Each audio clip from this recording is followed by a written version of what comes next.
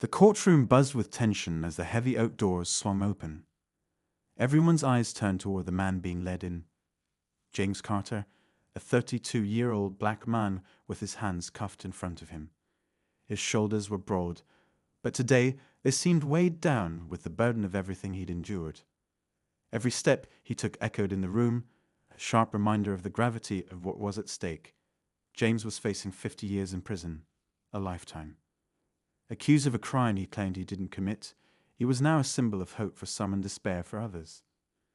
In the front row, his mother, Gloria Carter, sat clutching a small Bible. Her hands trembled slightly, but her gaze was steady and fierce. She was a pillar of faith, the type of woman who believed in the goodness of people even when life had been cruel. Beside her sat James' younger sister, Tasha, tears silently streaming down her face. She couldn't believe her big brother, the man who had once walked her to school and taught her how to ride a bike, was sitting there as a defendant in what felt like a nightmare that wouldn't end.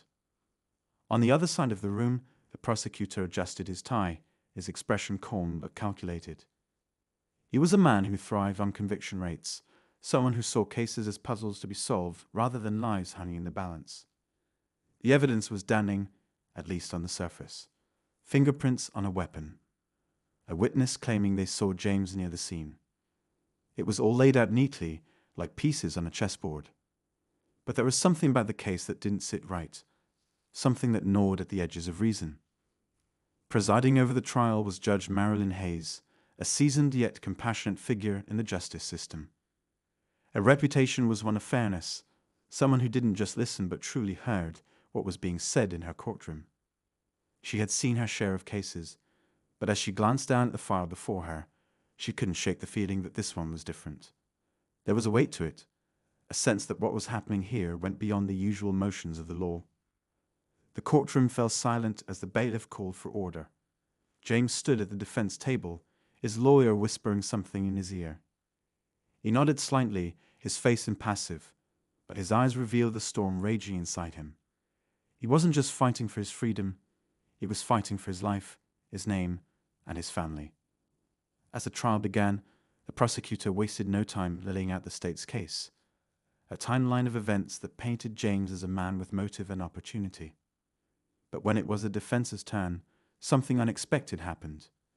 James' lawyer, a fiery young woman named Angela Green, didn't start with evidence or witnesses. Instead, she addressed the jury directly, her voice firm but tinged with emotion.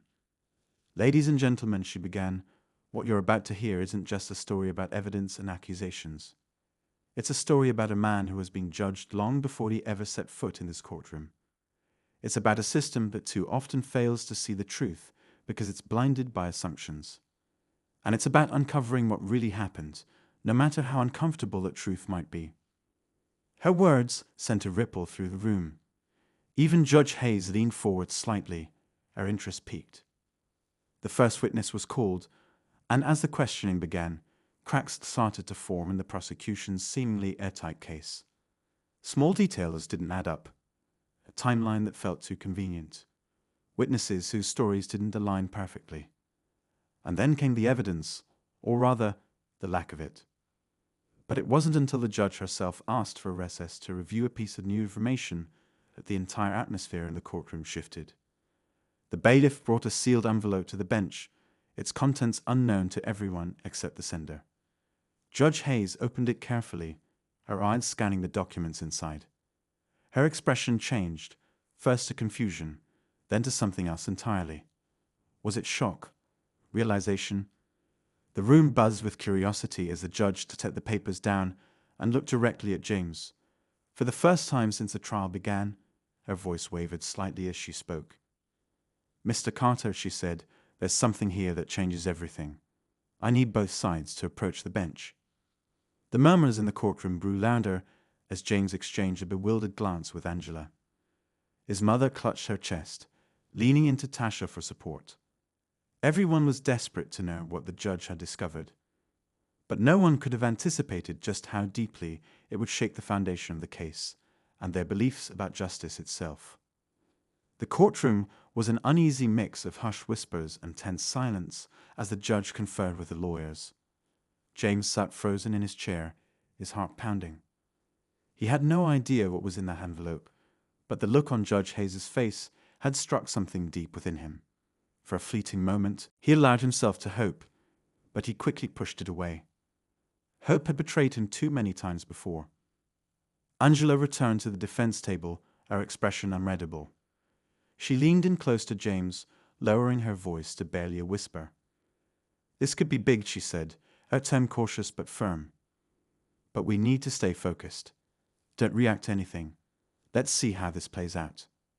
James nodded, though his mind raced. He wanted to ask her 1,000 questions, but the tightness in her expression told him now wasn't the time. Across the room, the prosecutor looked less composed. He shuffled his papers nervously, glancing at the judge as though trying to anticipate her next move. Judge Hayes straightened in her chair and addressed the court. "I've reviewed the material provided in this envelope," she said, her voice steady but tinged with gravity. "In light of this new evidence, we will continue the trial. But I want to make it clear that this changes the scope of what we're dealing with here." Her words hung in the air like a storm cloud, heavy with implications. She didn't elaborate, leaving everyone in the room grasping for meaning. The jury shifted in their seats, their curiosity palpable. Gloria reached for Tasha's hands, squeezing it tightly. "What does this mean?" Tasha whispered, her voice trembling, but Gloria didn't answer. She just kept her eyes on James, silently praying for a miracle. As the trial resumed, Angela wasted no time capitalizing on the moment. She called her next witness, a forensic analyst who would review the physical evidence. The analyst's testimony was straightforward, but raised critical questions about the prosecution's case. There were inconsistencies in the fingerprint analysis, she explained. The prints found on the weapon were incomplete, and while they matched James' profile, they could also match thousands of others. It wasn't the smoking gun the prosecution had made it out to be. Angela pressed further, her voice calm but relentless. "So to clarify," she said, pacing in front of the jury, "there is no definitive proof that my client ever held this weapon." "That's correct," the analyst admitted. "The evidence is inconclusive." The prosecutor objected, trying to minimize the impact of the testimony, but the damage was done. The jury was listening, and doubts were beginning to take root. As the day wore on, more pieces of the puzzle began to surface.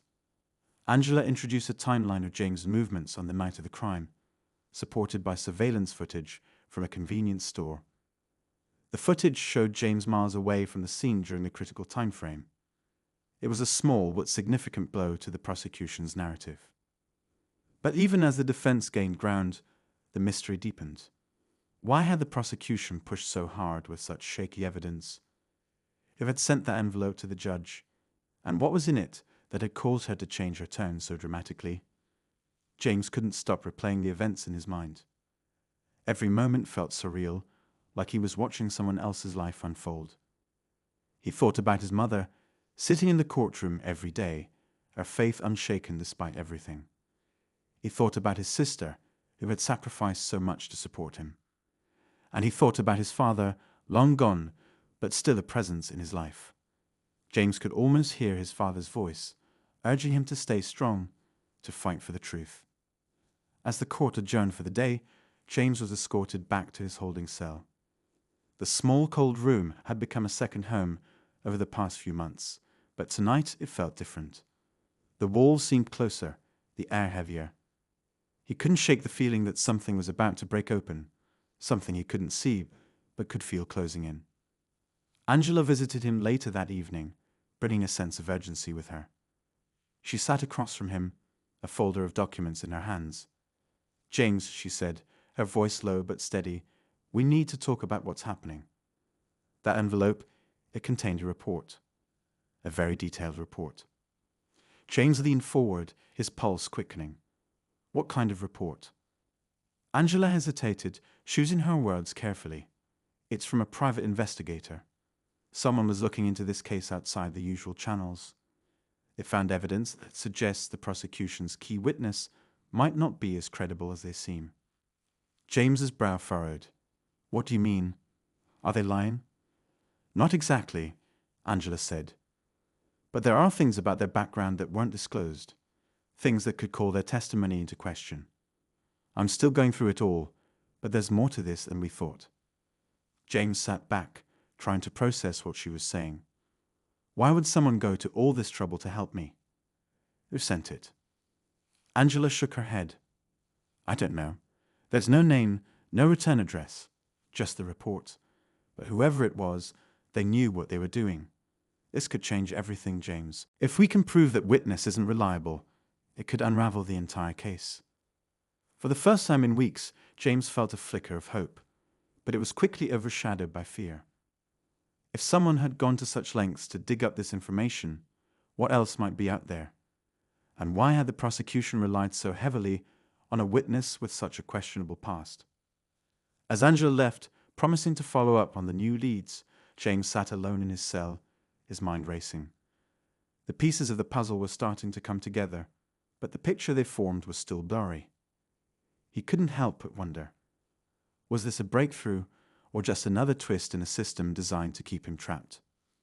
Back in her chambers, Judge Hayes reviewed the report again, her expression unreadable. She knew the weight of her role in this case, and she was determined to get it right.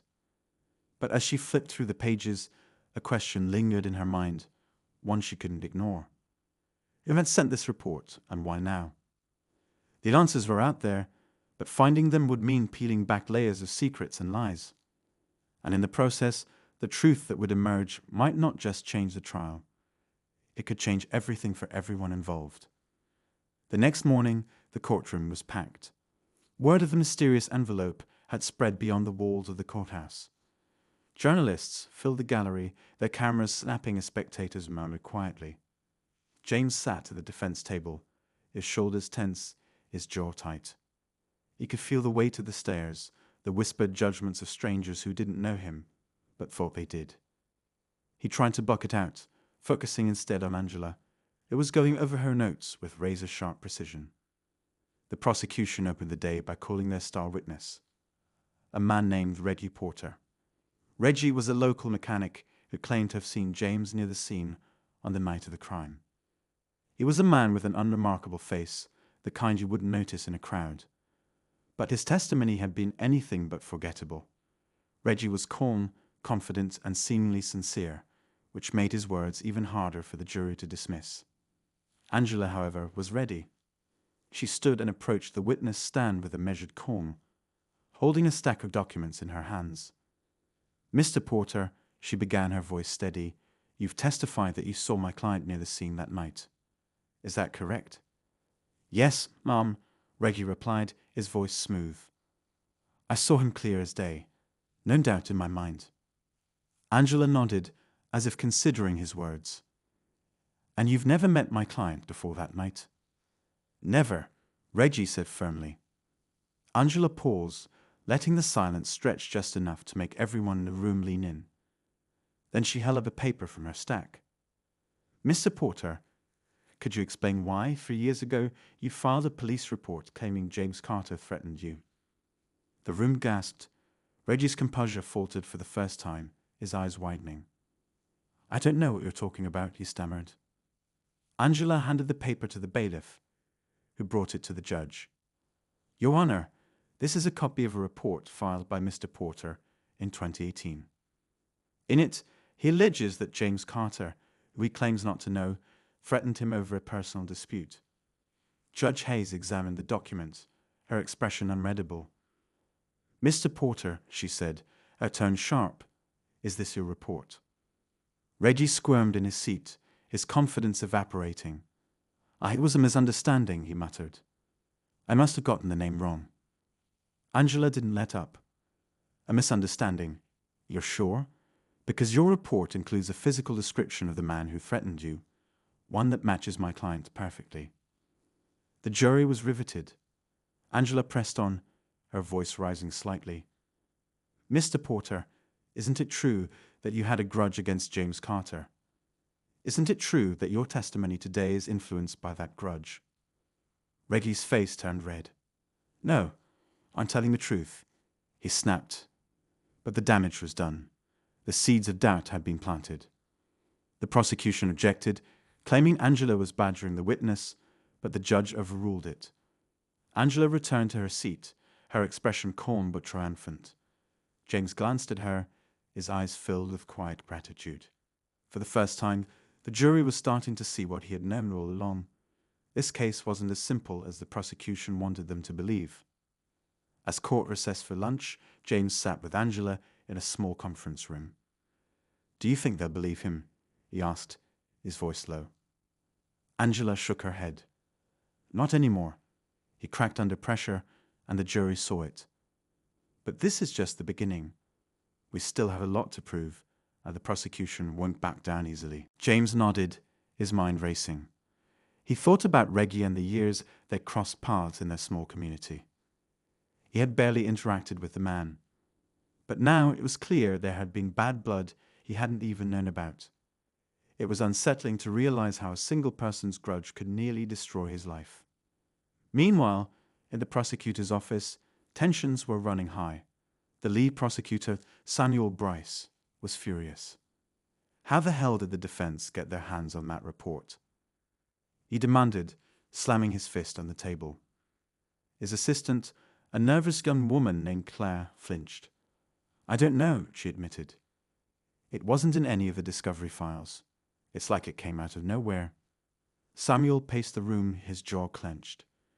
"This case was supposed to be airtight," he growled. "Now it's falling apart because of some mystery envelope. We need to find out who sent it, and why." Back in the courtroom, the afternoon session brought more twists. Angela called a surprise witness, a former police officer named Marcus Hill. Marcus had been on the original investigation team, but had retired shortly afterward. He was reluctant to take the stand, his discomfort evident, but Angela's questioning drew out startling revelations. "Mr. Hill," Angela began, "can you tell us why you left the force shortly after this investigation?" Marcus hesitated, glancing at the judge. "I don't think that's relevant," he said quietly. Angela leaned forward. "I think it's very relevant, Mr. Hill. The jury deserves to know if there were any irregularities in how this case was handled." Marcus sighed, his shoulders sagging. "There were pressures," he admitted. "Certain evidence didn't make sense, but we were told not to dig too deep." Angela's eyes sharpened. "Pressures from whom?" Marcus hesitated again, clearly torn. "From higher-ups," he finally said. "There was a lot of pressure to close the case quickly. They didn't want us asking questions." The courtroom erupted into murmurs, and the judge called for order. Angela pressed further, but Marcus refused to elaborate, claiming he had already said too much. Still, his testimony added another layer of doubt to the prosecution's case. As the day drew to a close, the tension in the courtroom was thicker than ever. James sat in his cell that night, replaying everything in his mind. The cracks in the case were growing, but so were the questions. Who had pressured the police? Who had sent the envelope? And most importantly, who was really behind the crime he was accused of? He didn't know the answers yet, but one thing was clear. This fight was far from over. And as the pieces of the puzzle began to come together, James realized that the truth was even more dangerous than he had imagined. The trial had reached a boiling point. Every day, the courtroom felt like a pressure cooker, with tension building in the air, thick and suffocating. James had never felt so trapped, yet at the same time, there was a strange sense of anticipation. The stakes had never been higher, not just for him, but for everyone whose lives had been touched by this case. Angela had been pushing hard. She had chipped away at the prosecution's witnesses one by one, exposing cracks in their testimonies. But the prosecution was just as determined. Samuel Bryce was relentless, and every day he came up with new ways to strike back. The battle had become a war of attrition, and neither side was willing to give in. In the days following Marcus Hill's testimony, the defense had gained some ground, but it was clear that the prosecution wasn't finished. Bryce had been working tirelessly behind the scenes, pulling strings and orchestrating a counterattack. James could see it in the way the prosecutor looked at him, like a man who had been pushed too far and was now desperate to win at any cost. The day before the final arguments, James had an uneasy feeling in the pit of his stomach. Something was off. The whole case had turned into something bigger than he had ever imagined. It wasn't just about a wrongful accusation anymore. It was about exposing the corruption that had festered within the very system that was supposed to protect him. The deeper Angela dug, the more dirt she uncovered, but the more dangerous things became. Every new revelation seemed to come with an even darker truth. Late that night, James received a visit from Angela. She looked worn out, her usually sharp gaze clouded with exhaustion. "James," she began, her voice tight. "I felt something big." James stood up, his heart racing. "What is it? What's going on?" Angela hesitated for a moment, her eyes darting as if making sure no one was listening. "I've been digging into the people who've been involved in this case, and I'm getting the distinct impression that this isn't just about you anymore. There are bigger players at work here, people in high places." James frowned, confusion creeping in. "What do you mean, bigger players?" "I mean," Angela continued, "there's evidence that someone has been pulling strings, manipulating things behind the scenes. This case, it's not just about a mistake or a grudge anymore. It's about something much deeper. Someone wanted you in prison, James, and they were willing to do whatever it took to make sure that happened." James felt his stomach drop. Who would do that? Angela leaned forward, lowering her voice even more. "I don't have all the answers yet, but I'm close. I've traced some of the decisions made in this case to a few names, powerful names, and I think they wanted you out of the picture. They were willing to sacrifice everything, even your life, to make sure you stayed behind bars." The words hit James like a punch to the gut. He had known things were bad, but now it felt like the walls were closing in. Who could be behind this? And why? What was the real reason they wanted him locked up? He had always thought his case was just a simple mistake, a wrong place at the wrong time. But now it seemed like he had been caught in something much darker, a web spun by people with motives far beyond his understanding. Angela pulled out a stack of papers, placing them on the table in front of him. "I found these," she said, her fingers trembling slightly as she pointed to the documents. "They're records from the original investigation. And there's one name that keeps coming up, someone tied to the higher-ups in the police department. A man named Derek Stone." James's mind raced as he read through the papers. Derek Stone was a name he'd never heard before. But the more he read, the more a sinking feeling formed in the pit of his stomach. Stone's name appeared in several key moments of the investigation, always in the background, always in a position of power.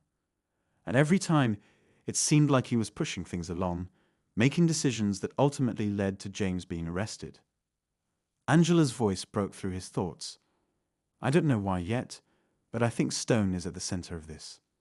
He's the one who was making sure the investigation stayed on track. The track he wanted, not the truth."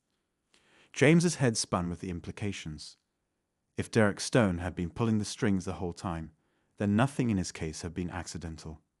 His arrest, the evidence, the witnesses, all of it had been carefully manipulated, orchestrated to ensure that James would be convicted. But why? What did Stone have to gain from sending an innocent man to prison? Before James could ask another question, Angela stood up abruptly.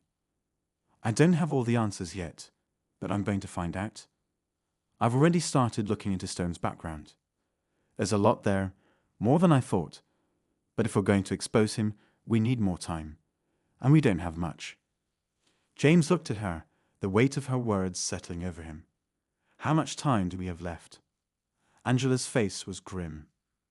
"Tomorrow's closing arguments. That's it." The finality of it hit like a wave crashing over him.